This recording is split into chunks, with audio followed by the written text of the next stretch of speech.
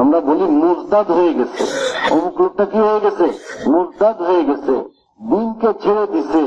আরে দিনকে তো হঠাৎ করে মানুষ ছাড়ে না, প্রথম সুন্নতকে ছাড়ে। প্রথম কি ছাড়ে?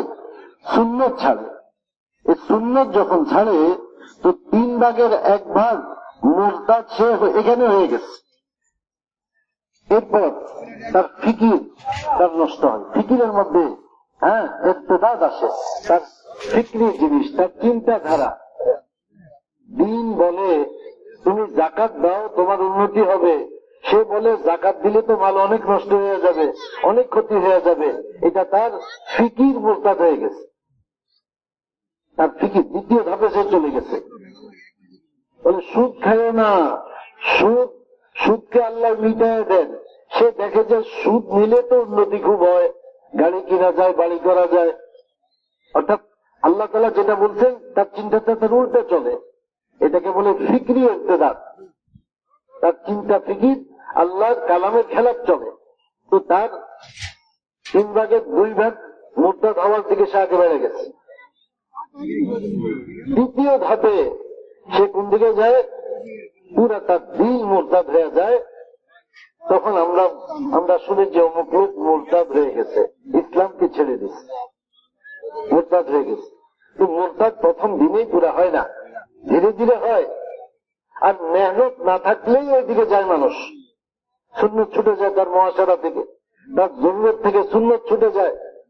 মোহতারাম দোস্ত বুজুর্গ, যখন দাওয়াত চলবে, দাওয়াত যখন প্রতিটা মহল্লায় মহল্লায় দাওয়াতের মেহনত চলবে, ঘরে ঘরে দাওয়াতের মেহনত চলবে, একে অপরকে দাওয়াত দিবে, দোকানে মার্কেটে দাওয়াত দিবে, সব জায়গায় দাওয়াত চলবে, তখন মানুষের জিন্দগিতে জরুরতে জিন্দগির মধ্যে, জিন্দগির যে জরুরত প্রয়োজন ওর মধ্যে দিন থাকবে, সুন্নত তার জিন্দগিতে দেখা যাবে। সে খানা খাবে ডাইন হাতে, বামাতে খাবে না। ডাইন হাতে খানা খাওয়া এটার সম্পর্ক ইমানের সাথে। ডাইন হাতে খানা খাওয়া এটা সম্পর্ক কিসের সাথে? ইমানের সাথে। এক লোক বাম হাতে খানা খাইতেছে আল্লাহ রসুল সাল্লাল্লাহু আলাইহি সাল্লামের সামনে। আল্লাহ রসুল সাল্লাল্লাহু আলাইহি সাল্লাম তাকে বললেন, কুল বিয়ামিনিক, তুমি তোমার ডাইন হাতে খাও। সে বলতেছে মাস্তাতাতু, আমি ডাইন হাত উঠাইতে পারি না, আমি ডাইন হাত উঠাইতে পারি না।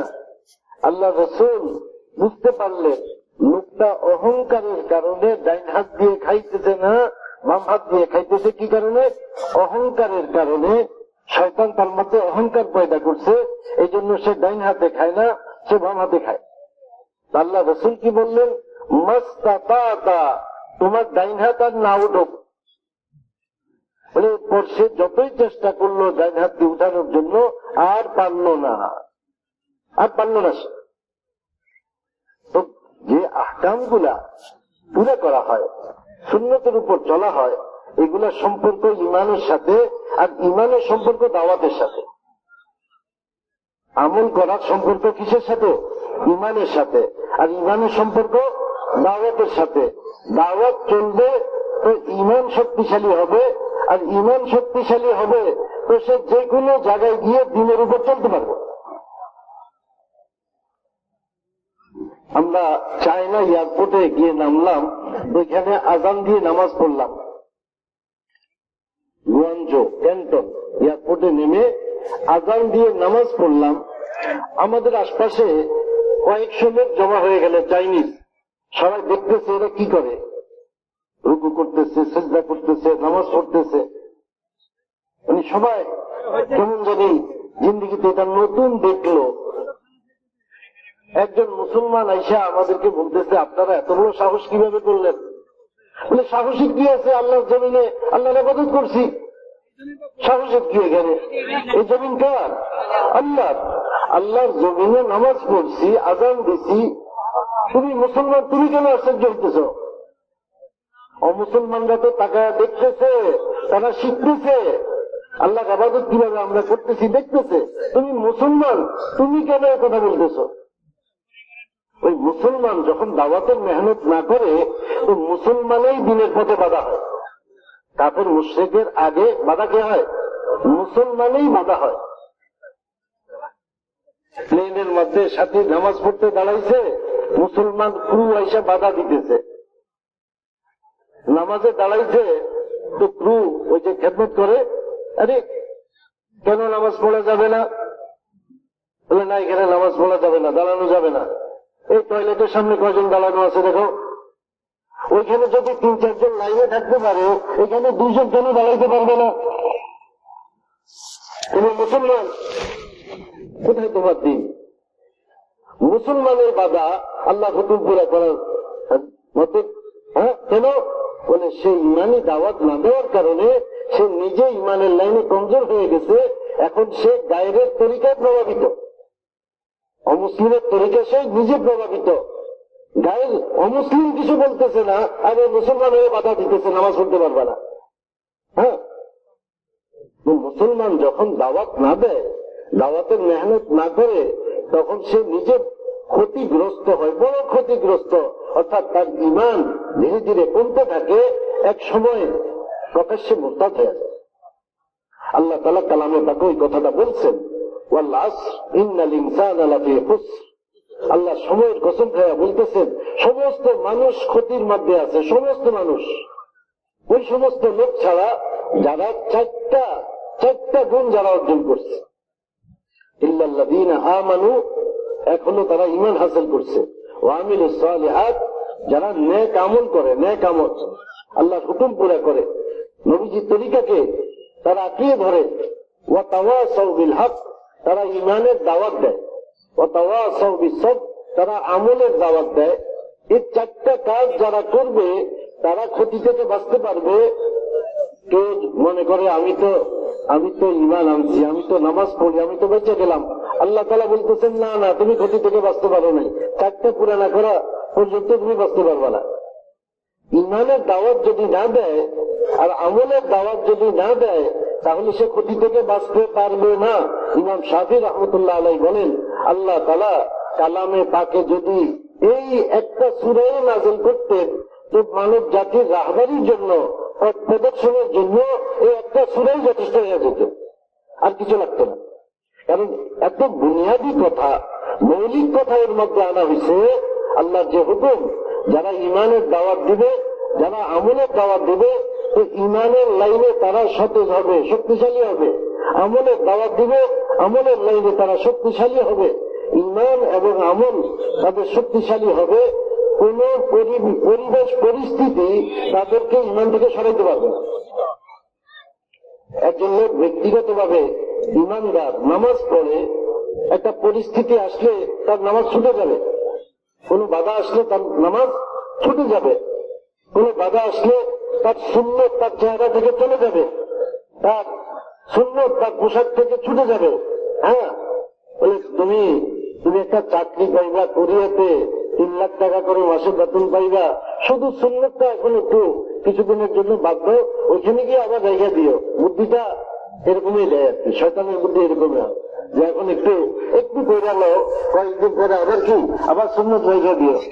দেখবেন যে দায়ী সে বলবে 3 লাখ না, তুমি আমাকে 3 কোটি জমি দিলেও আমি সুন্নতকে ছাড়তে পারবো না।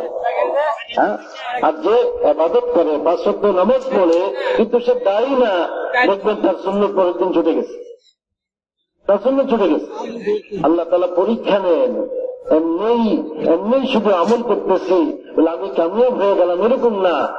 পরীক্ষায় তাকে যখন তার সামনে পরীক্ষা আসবে, পরীক্ষায় যখন সে পাশ করবে, তখন সে কামিয়াব। হুকুম পুরা করতে থাকা, এটাকে ইস্তেকামত বলে না। বলে হুকুম পরিবর্তন হইলে আল্লাহর পক্ষ থেকে যখন মেজাজের খেলাফ কোন হুকুম আসে, সাথে সাথে যে মেনে নিতে পারে, বলে ওই লোক কি মাননেওয়ালা হয়, ওই লোক মাননেওয়ালা হয়, ওই লোক ঈমানের উপর জমলো, ইস্তেকামত হাসিল করলো। আল্লাহ রাব্বুল আলামিন পরীক্ষা নেন, আল্লাহ তাআলা পরীক্ষা নেন। বলে সবাইকে হুকুম করা হয়েছে বাইতুল মুকাদ্দাসের দিকে ফিরে নামাজ পড়ো। আল্লাহ রাসূল সাল্লাল্লাহু আলাইহি ওয়াসাল্লাম নামাজ পড়ে যাওয়ার পর থেকে বাইতুল মুকাদ্দাসের দিকে ফিরে নামাজ পড়তেছিলেন।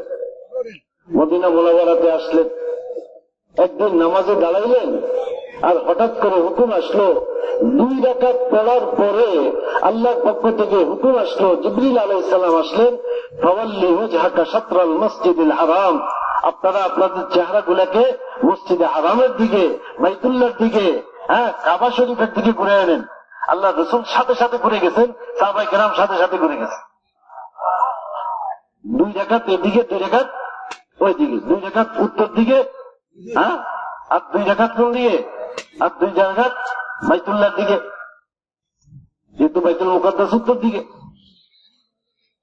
তো মুনাফিকরা বলতে শুরু করলো, ওরাও নামাজি, ওরাও 5 ওয়াক্ত নামাজ পড়ে, এমনকি প্রথম কাতারে আইসাও নামাজ পড়ে। তারা বলতে শুরু করলো, এত তাড়াহুড়া করার কি দরকার ছিল, এই ওয়াক্তটা আগের মতো বলে নিলেই তো হইতো।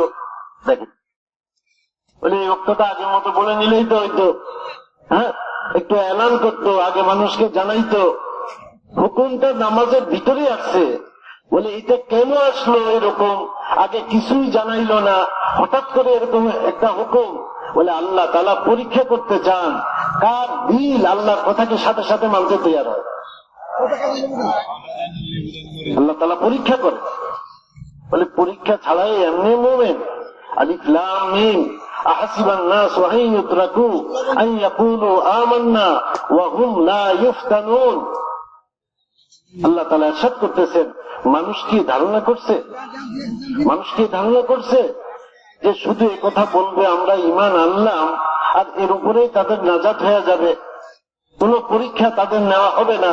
ওয়ালাকাদ ফাতান্নাল্লাযীনা মিন ক্বাবলিহিম, তাদের পূর্বে যারা দুনিয়াতে আসছিল, ঈমানের দাবি যারা করছিল, আমি তাদের পরীক্ষা নিয়েছি।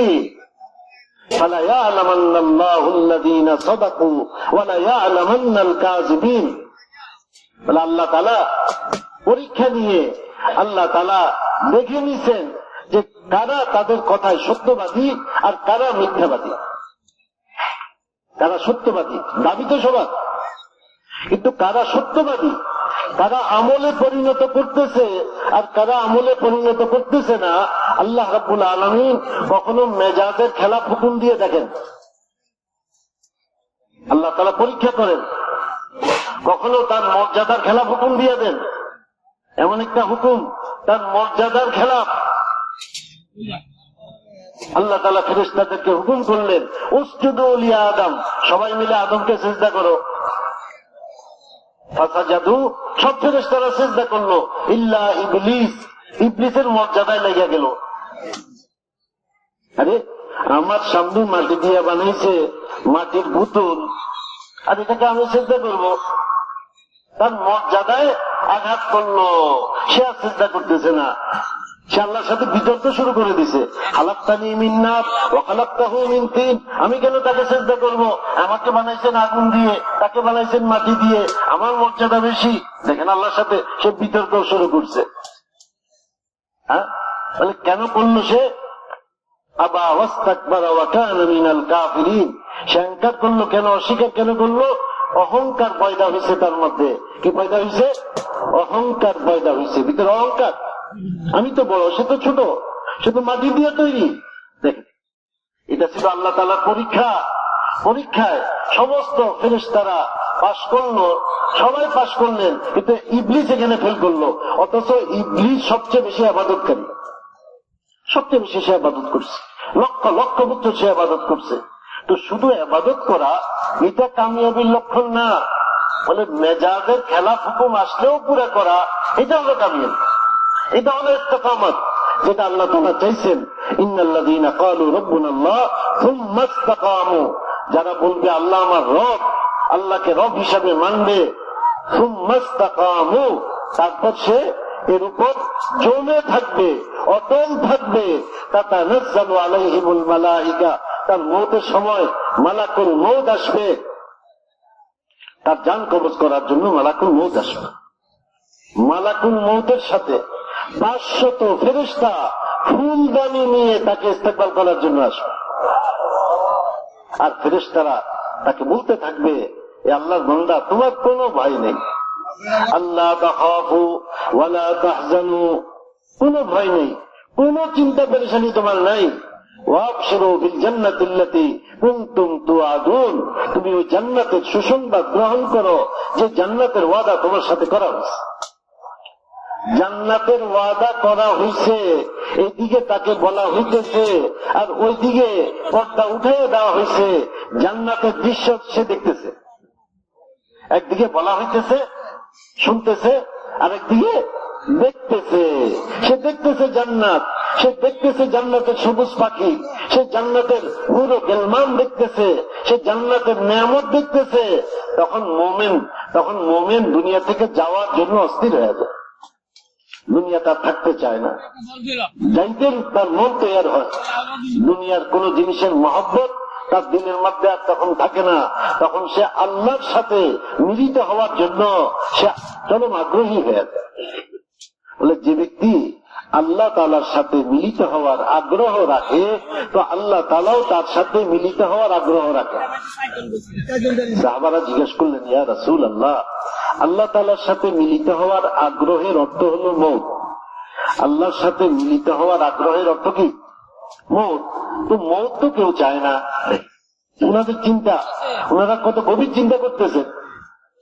আল্লাহ তাআলার সাথে মিলিত হওয়ার আগ্রহ যার না থাকবে, আল্লাহ তাআলাও তার সাথে মিলিত হইতে চাবেন না, অর্থাৎ আল্লাহর রহমত সে পাবে না। তো আল্লাহর সাথে মিলিত হওয়ার অর্থ হলো মওত। হ্যাঁ, এটা তো কেউ চায় না, তাহলে আল্লাহ তাআলা কিভাবে চাবেন? আল্লাহ রাসূল সাল্লাল্লাহু আলাইহি ওয়াসাল্লাম জানাইলেন, মুমিনের মওতের সময় জান্নাতের দৃশ্য যখন তাকে দেখানো হয়, তখন সে দুনিয়া থেকে যাওয়ার জন্য, আল্লাহ তাআলার সাথে মিলিত হওয়ার জন্য সে আগ্রহী হয়ে যায়। তখন আল্লাহ তাআলাও তার সাথে মিলিত হইতে আল্লাহ তাআলাও আগ্রহী হয়ে যায়, অর্থাৎ আল্লাহ তাআলা তাকে আপন রহমতের মধ্যে শামিল করে নেয়। মুহতারাম দোস্ত বুজুর্গ, বলে দুনিয়ার মানুষ তাকে বড়ই পাতার গরম পানি দিয়ে গোসল দেয়, আর ফেরেশতারা তাকে জান্নাতের পানি দিয়ে গোসল দিয়ে দেয়। দুনিয়ার মানুষ সবচেয়ে কম দামের কাপড়টা তাকে দিয়ে কাফন পরায়, আর ফেরেশতারা জান্নাতের কাপড় তাকে পরায় দেয়। দুনিয়ার মানুষ তাকে নিয়ে যায় কবরের দিকে, আর ফেরেশতারা সারিবদ্ধ ভাবে তাকে ইস্তেকবাল করতে থাকে। হে আল্লাহর বান্দা, তোমার কোনো ভয় নেই, আমরা তোমার সাথে আছি, আমরা তোমার সাথে আছি, তুমি চিন্তা করো না, তুমি ভয় করো না। মুমিন এর জন্য মওতকে ভয় পায় না। মুমিন তো খুশিতে মরতে পারে, খুশিতে জান দিতে পারে। সাহাবায়ে কেরাম জান দিয়েছেন কিনা? বলে যখন উহুদে যখন মুসলমানদের উপর কাফেররা হামলা করলো, আল্লাহ রাসূল সাল্লাল্লাহু আলাইহি ওয়াসাল্লাম কি বললেন? যে এদেরকে সরাইতে পারবে আমার সাথে জান্নাতে থাকবে। সাহাবী লাফ দিয়ে উঠলেন আর কাফেরদের মধ্যে ঢুকে গেলেন, আর কাফেরদেরকে ছত্রভঙ্গ করে ফেললেন। কিন্তু চতুর্দিক থেকে কাফের জমা হইয়া তাকে টুকরা টুকরা করে দিল আল্লাহ নবীর সামনে। কিসের উপর তিনি জান দিলেন? আল্লাহ রাসূল বলছেন আমার সাথে জান্নাতে থাকবে। এরপর কাফেররা আবার জমা হলো, তারা আল্লাহ রাসূলের উপর হামলা করতে চায়। এক সাহাবী আল্লাহ রাসূলের সামনে দাঁড়ায় আছেন আর বলতেছেন, ইয়া রাসূলুল্লাহ, আমার মাথা পিতা আপনার উপর কুরবান হোক, আপনি মাথা উপরের দিকে উঠাবেন না, নিজের মাথা উপরে, নিজের খালি শরীরটা উপরে। যত তীর আর তরবারি তার গায়ে আসতেছে, তিনি আল্লাহ রাসূলকে বলতেছেন, ইয়া রাসূলুল্লাহ, আপনি মাথা উপরে উঠাবেন না, আমার মাথা পিতা আপনার উপর কুরবান হোক। নিজের শরীরটা টুকরা টুকরা হয়ে যেতেছে, এটা আল্লাহ রাসূলের হেফাজতের জন্য তখনও তিনি দাঁড়ায় আছেন। যতক্ষণ পর্যন্ত তার জান আছে ততক্ষণ পর্যন্ত তিনি এভাবে দাঁড়ায় আছেন। ঈমানওয়ালা ভয় করে না। ওই সাহাবী বলতেছেন, আনাস ইবনে নজর যখন দেখলেন যে মুসলমানদের উপর বিশাল একটা হামলা হয়ে গেছে, তিনি বলতেছেন মুসলমানদের বিক্ষিপ্ত অবস্থা দেখে, এই তোমরা কোন দিকে যাইতেছ? আমি উহুদ পাহাড়ের পাদদেশ থেকে জান্নাতের খুশবু পাইতেছি। আগে বললেন হাতের মধ্যে কয়েকটা খেজুর, 3 দিন পর্যন্ত না খায়া দাঁড়াইতে পারতেছেন না, চলতে পারতেছেন না। ওই খেজুরটা কেউ দিছেন, মুখে দিবেন, ওই খেজুরটা মুখে দিতে গিয়ে বলতেছেন, ইন্নাহা লাহায়াতুন তাওয়িলা, এটা অনেক লম্বা হায়াত, এত লম্বা সময় আমি দুনিয়াতে থাকতে পারবো না, খেজুরগুলা নিক্ষেপ করে দিচ্ছেন, আর ওখানে ঢুকছেন, আর এখানে শহীদ হয়ে জান্নাতে চলে গেছেন। মোহতারাম দোস্ত বুজুর্গ, দিনের জন্য তারা জান কোরবানি করছেন, মাল কোরবানি করছেন। আজকে আমরা যদি একটু আমাদের ভাইদের কাছে যাই, তাদেরকে আমরা একটু গাস্ট করে আল্লাহর ঘরে নিয়ে আসি, ওই যে দোকানের মহব্বত তাকে ধরে রাখছে, ওই যে বাড়ির মহব্বত তাকে ধরে রাখছে, আপন জনের মহব্বত তাকে ধরে রাখছে, দাওয়াত দিয়ে যখন মসজিদের পরিবেশে আনবো, তখন সে বুঝতে পারবে আল্লাহর হুকুম যে কত দামি। যখন আমরা তার কাছে যাব, একটু ছোট হয়ে তার কাছে যাব, গাস্ট করব, মসজিদে আমরা তালিমে বসবো, মসজিদে আমরা গাস্ট করব, মসজিদে আমরা মসজিদকে আবাদ করব, মানুষকে দাওয়াত দিয়ে মসজিদে নিয়ে আসবো, আর ওইখানে তালিম হবে, ওইখানে ইমানি মজলিস হবে, তখন ভিতরের ইমাম তৈরি হবে, আর ইমাম তৈরি হবে আল্লাহ যে কোনো হুকুম পুরা করার জন্য সে তৈরি হয়ে যাবে। তার সম্পর্ক ইমানের সাথে, নামাজের সম্পর্ক ইমানের সাথে, রোজার সম্পর্ক ইমানের সাথে, আল্লাহর কালাম পড়ার সম্পর্ক ইমানের সাথে, প্রত্যেকটা নেক আমলের সম্পর্ক কিসের সাথে? তার ইমানের সাথে। মসজিদে আসবে, তার ইমান বনবে। আল্লাহর কালামের পরে সবচেয়ে সহি কিতাব হলো বুখারী শরীফ। আর বুখারী শরীফের মধ্যে ইমাম বুখারী রহমতুল্লাহ আলাইহি ইমান সম্পর্কে একটা অধ্যায়, একটা বাব তিনি রচনা করছেন, যার মধ্যে তিনি হযরত আব্দুল্লাহ ইবনে রাওয়াহা রাদিয়াল্লাহু তাআলা আনহুর ইমানি দাওয়াত দেওয়াকে উল্লেখ করছেন। কারণ আব্দুল্লাহ ইবনে রাওয়াহা ইয়াখুযু বিয়াদি সাহিবিহি ওয়া ইয়াকুল তাআল নুমিনু বিরাব্বিনা সাআ। হযরত আব্দুল্লাহ ইবনে রাওয়াহা রাদিয়াল্লাহু তাআলা আনহু তার সাথীর হাত ধরতেন আর বলতেন, আসো ভাই, আমরা কিছুক্ষণ আল্লাহর উপর ঈমান আনি। হযরত আব্দুল্লাহ ইবনে রাওয়াহা তিনি মানুষকে এভাবে ধরে ধরে আল্লাহর ঘরে নিয়ে আসতেন। হযরত উমর বিন খাত্তাব রাদিয়াল্লাহু তাআলা আনহু তিনি মানুষকে ডাকতেন, ভাই আসো, আসো ভাই, আমরা কিছুক্ষণ আল্লাহর উপর ঈমান আনি। হযরত মুআয ইবনে জাবাল রাদিয়াল্লাহু তাআলা আনহু মানুষকে ডাকতেন, ভাই আসো, উঠো, আমরা কিছুক্ষণ আল্লাহর উপর ঈমান আনি। হযরত উবাই ইবনে কাব রাদিয়াল্লাহু তাআলা আনহু তিনি এরকম মানুষকে ডাকতেন। হযরত আবু হুরায়রা রাদিয়াল্লাহু তাআলা আনহু তিনি বাজারে গিয়ে মানুষকে বলতেছেন, তোমরা এখানে কি করতেছ? মা আজাযাকুম, কোন জিনিস তোমাদেরকে অক্ষম করে দিল? তারা জিজ্ঞেস করতেছে, মদিনার ব্যবসায়ীরা জিজ্ঞেস করতেছে, মিন আইয়ি শাইইন ইয়া আবা হুরায়রা, কোন জিনিস থেকে অক্ষম করলো হে আবু হুরায়রা? কোন জিনিস থেকে? তিনি বলতেছেন, আল্লাহ রাসূল সাল্লাল্লাহু আলাইহি সাল্লামের মিরাজ বন্টন হইতেছে মসজিদে, আর তোমরা এখানে বসে আছো। আল্লাহ রাসূলের মিরাজ বন্টন হইতেছে, আর তোমরা এখানে বসে আছো। তো সবাই রওনা হয়ে গেল মসজিদের দিকে। যত কাস্টমার ছিল, ওই বাজারের লোক ঘোরাফেরা করতেছে, দোকানদার ছিল, সবাই চলে গেল মসজিদে। ওইখানে গিয়ে একটু পরে আবার অনেকে ঘুরে আসলো, আয়েশা বলতেছে, আবু হুরায়রা তুমি বললা আল্লাহ রাসূলের মিরাজ বন্টন হইতেছে, আমরা তো কোনো মিরাজ পাইলাম না ওইখানে, আমরা তো দেখে আসলাম। তিনি বলতেছেন, কি দেখছো তোমরা? আমরা দেখছি কিছু লোক নামাজ পড়তেছে, কিছু লোক তালিম করতেছে, কিছু লোক আল্লাহর জিকির করতেছে। তো বলতেছেন, আরে তোমরা কেমন মানুষ, তোমরা এটাই বুঝতেছো না? আরে এটাই তো আল্লাহ রাসূলের মিরাজ। এগুলোই তো আল্লাহ রাসূলের মিরাজ। ওই মিরাজ মসজিদে বন্টন হইতেছে, আর তোমরা বাজারে বসে আছো। বাজার থেকে দায়িকা কোথায় আনতেছে? মসজিদে আনতেছে। যাকে বলে মসজিদ আবাদির মেহনত, যাকে কি বলে? প্রতিদিন কিছু সময় মানুষকে দাওয়াত দিয়ে মসজিদে আনা, মসজিদে তাদেরকে নিয়ে তালিম করা, কিছু সময় তাদের সাথে ইমানি কথা বলা, তাদেরকে আল্লাহ রাস্তায় বের হওয়ার জন্য তশকিল করা। এটাকে বলে মসজিদ আবাদির মসজিদ মেহনত, যেটা আল্লাহ তাআলা বলছেন, ইন্নামা ইয়া'মুরু মাসাজিদাল্লাহ মান আমানা বিল্লাহি ওয়াল ইয়াউমিল আখির। নিশ্চয়ই মসজিদকে আবাদ করে ওই সমস্ত লোক যারা আল্লাহর উপর ঈমান রাখে, আখিরাতের উপর ঈমান রাখে। আপনি মসজিদকে আবাদ করেন, আল্লাহর কালাম আপনাকে মুমিন হিসাবে ঘোষণা করবে। আল্লাহর কালাম আপনাকে কি হিসাবে ঘোষণা করবে? ঘোষণা হয়ে গেছে। এখন আপনি আমল করলে আপনি মুমিনের অন্তর্ভুক্ত, ওই ঘোষণা অন্তর্ভুক্ত আপনি হয়ে যেতে পারেন। ঘোষণা তো হয়ে গেছে আল্লাহর কালামে, ইন্নামা ইয়া'মুরু মাসাজিদাল্লাহ মান আমানা বিল্লাহি ওয়াল ইয়াউমিল আখির। যারা আল্লাহর উপর ঈমান রাখে, যারা আখিরাতের উপর ঈমান রাখে, নিশ্চয়ই তারা মসজিদকে আবাদ করে। কি বলেন? মসজিদকে আবাদ করবো তো? প্রত্যেকে নিজের মসজিদকে আবাদ করব।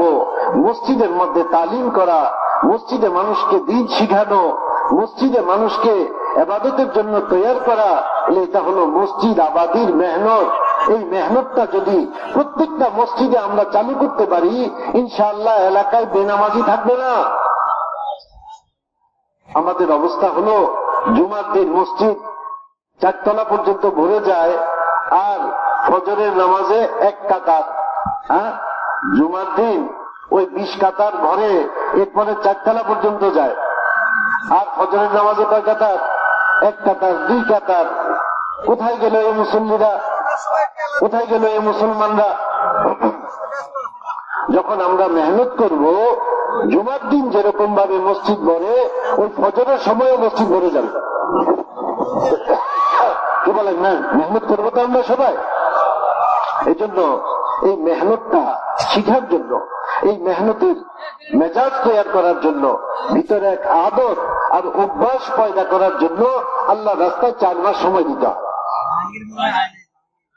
একজন বড় ব্যবসায়ী, তার ছেলেকে আপনি ব্যবসায় বসায় রাখতে পারবেন না, সে চলে যাবে। তাকে যদি বাবায় বসায় যায় আর দেরি করে, একটু পরে এসে দেখবে ছেলে আর নাই, তার মেজাজ খুলেইতেছে না, তার মেজাজে খুলেইতেছে না। মেজাজ আস্তে আস্তে জিনিসটাকে কবুল করে।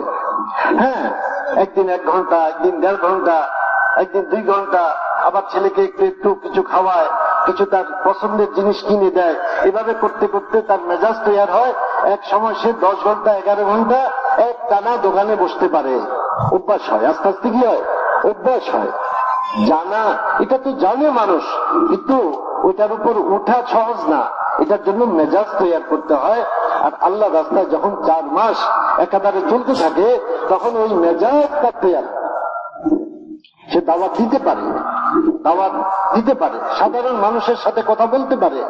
আল্লাহ রাসূল সাল্লাল্লাহু আলাইহি সাল্লাম কিভাবে দাওয়াত দিচ্ছেন, ওইভাবে দাওয়াত দেওয়ার এক মেজাজ আর আগ্রহ তার মধ্যে পয়দা। এই জন্য আমরা ইনশাআল্লাহ নিয়ত করি, প্রত্যেকে আমরা 4 মাস করে লাগাবো। কারা কারা কারা নিয়ত করছেন? আল্লাহ তাআলা তৌফিক দান করেন। এবং নিজ নিজ এলাকায় আমরা তালিম করব, মসজিদে মসজিদে আমরা গাস্ট করব, মসজিদকে আমরা আবাদ করব, মানুষকে দাওয়াত দিয়ে দিয়ে মসজিদে আনবো। এটার জন্য 8 ঘন্টা সময় দেব। 8 ঘন্টা না পারি 2.5 ঘন্টা সময় দেই। কারা কারা 8 ঘন্টা দিতে পারবো দেখি ইনশাআল্লাহ? 8 ঘন্টা না পারলে কয় ঘন্টা? 10 ভাগের 1 ভাগ দেই, 2.5 ঘন্টা দেই। কোন ভাই যদি বলেন আমি আধা ঘন্টা দিতে পারবো, সেটাকেও কবুল করি। যে আমি একজনের কাছে গাস্ট করাইতে পারবো, সেটাকেও আমরা কবুল করে নিব। অর্থাৎ প্রত্যেক মুমিন মুসলমানের এই দাওয়াতের কাজের সাথে সম্পৃক্ত হওয়া দরকার, চাই পুরুষ হোক চাই মহিলা হোক। মা বোনদেরকেও দাওয়াতের কাজে লাগাইতে হবে। তবে মা বোনরা পুরুষদের সাথে সময় লাগাবেন। মা বোনরা সময় লাগাবেন কাদের সাথে? পুরুষদের সাথে, মাহরামদের সাথে সময় লাগাবেন। মা বোনদেরকে নিয়ে ঘরে আমরা তালিম করব। প্রতিদিন ঘরে আমরা মা বোনদেরকে নিয়ে তালিম করব। একদিন মুনতাখাব হাদিস থেকে, একদিন ফাজাইলে আমাল সাদাকাত থেকে। কারা কারা আমরা করবো? আল্লাহ তাআলা তৌফিক দান করেন। মা বোনদেরকে আমরা সাপ্তাহিক তালিমে পাঠাবো। মহল্লায় একটা তালিম আমরা চালু করি, সপ্তাহে একদিন, 1.5 থেকে 2 ঘন্টা হবে, সপ্তাহে মাত্র একদিন। ওই তালিমে মা বোনদেরকে পাঠাবো। ওই তালিম কিভাবে চালু হবে তারও কিছু নিয়ম আছে। যখন 10 দিন লাগানো 2 জোড়া হবে, 10 দিন লাগানো কমপক্ষে 2 জোড়া হবে, আর 3 দিন লাগানো আরো 3 জোড়া হবে। একবার হইল, তাহলে 2 জোড়া, 3 জোড়া, 5 জোড়া এরকম হইতে হবে। তখন গিয়ে মুশওয়ারা মোতাবেক ওইখানে সাপ্তাহিক তালিম চালু হবে। আর ওই তালিমে আমরা প্রতি সপ্তাহে আমাদের মা বোনদেরকে পাঠাবো। কারা কারা পাঠাবো দেখি ইনশাআল্লাহ? এবং মা বোনদেরকে নিয়ে আমরা 2 মাস পুরুষের জমাতে আমরা 3 দিন লাগাবো, তৃতীয় মাসে মা বোনদেরকে নিয়ে আমরা 3 দিন লাগাবো। কারা কারা লাগাবো?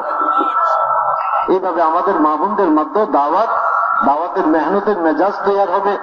মা বোনদের মধ্যে দাওয়াতের মেজাজ আসবে তো সামনে ওই যে বাচ্চাগুলো বড় হইতেছে তাদের মধ্যেও দাওয়াতের মেজাজ আসবে, দিনের মেজাজ তাদের মধ্যে আসবে।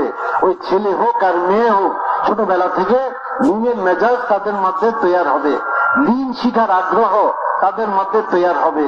আপনার ঘরে একটা সুন্দর পরিবেশ হবে, সালাম, ছেলে মেয়ে মা বাবাকে সালাম দিবে।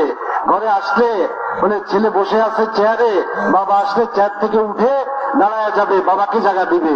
আর যদি না শিখে, আদব যদি না শিখে, তো বাবা আসলে দাঁড়াবে না, বাবাকেও বসতে দিবে না। সে আদব শিখে নেই, তো সে সালাম দিবে না, সে শিখে নেই আদব, বরং সে তো মা বাবাকে আরো কষ্ট দিবে। যদি আদব না শিখে, দিন না শিখে, এই সমস্ত ছেলে সন্তান কি হয়? মা বাবার কষ্টের কারণ হয়। কেউ চায় এটা? কেউ চায় যে ছেলে সন্তান মা বাবার অবাধ্য হোক, কষ্টের কারণ হোক? কেউ চায় না। তো কিভাবে ঠিক হবে? কিভাবে? যখন আমরা ঘরে তালিম করব, মা বোনদেরকে নিয়ে আমরা সময় লাগাবো, ছোট বাচ্চাদেরকে ছোটবেলা থেকে তাদেরকে আমরা দিন শিখাবো, তখন গিয়ে তাদের মধ্যে ওই আদব আসবে। তো কি বলেন, তাদেরকে আমরা এইভাবে লাগানোর জন্য ঘরে তালিম করবো তো ইনশাল্লাহ? হ্যাঁ। আর মা বোনদেরকে নিয়ে আমরা সময় লাগাবো। আল্লাহ তাআলা আমাদেরকে আমল করার তৌফিক দান করেন। এখন আমরা জরুরত থেকে ফারিগ হয়ে যাই। আসরের পরে আমাদের জরুরি আমল হবে, বয়ান হবে, মাগরিবের পরে বয়ান হবে। আজকে শেষ দিন, আগামীকাল তো দোয়া হয়ে যাবে, শেষ বয়ান আজকে। এই জন্য আমরা আগের থেকে পুরোপুরি তৈরি হয়ে থাকি। আল্লাহ তাআলা আমাদেরকে আমল করার তৌফিক দান করেন। সুবহানাল্লাহি ওয়া বিহামদিহি, সুবহানাল্লাহ।